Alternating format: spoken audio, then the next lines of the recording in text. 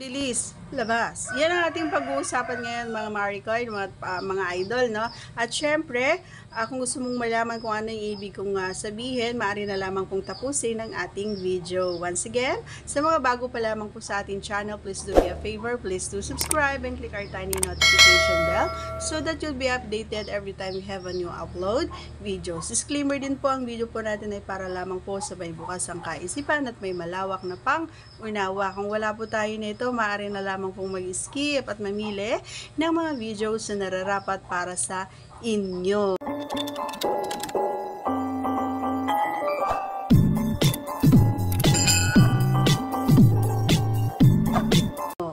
Okay, so ano nga ba yung binabanggit ko na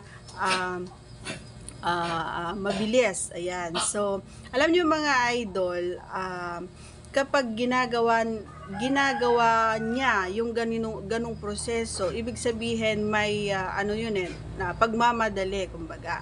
So ang gusto kasi ang gusto ko or gusto niya is yung dahan-dahan lang.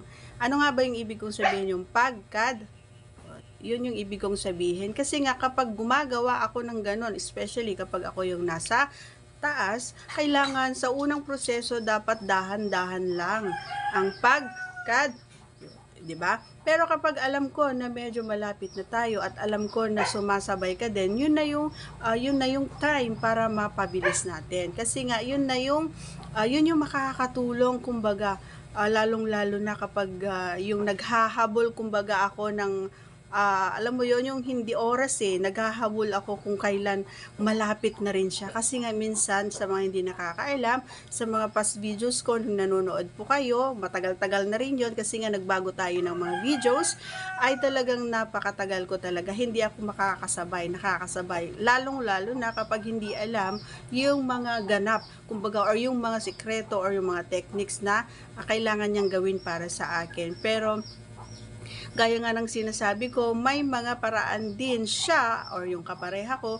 kung paano niya ako mapasabay. At syempre, gaya ng sinabi ko kanina, sa una, dahan-dahan lang. Ganon ang proseso.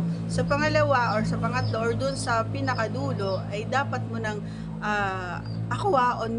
for me, binibilisan ko na kasi nga lalong-lalo na kapag nararamdaman ko na medyo nararamdaman ko kapag alam kong malapit na siya kasi parang bubuga na ba ng apoy, ganon.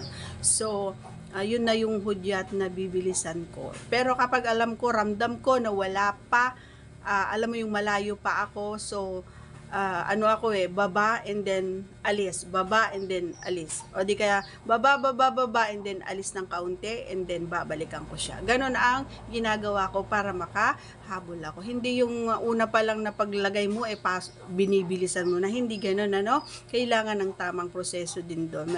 Kahit naman nakapasok yun, pwede pa rin kayong mag-jogging. Ganon mga idol, okay? So that's all for today's video. Once again, if you are not yet connected, please do subscribe and click our tiny notification bell so that you'll be updated every time we have a new upload videos. Thanks for watching everyone. See you again on our next vlog. Bye!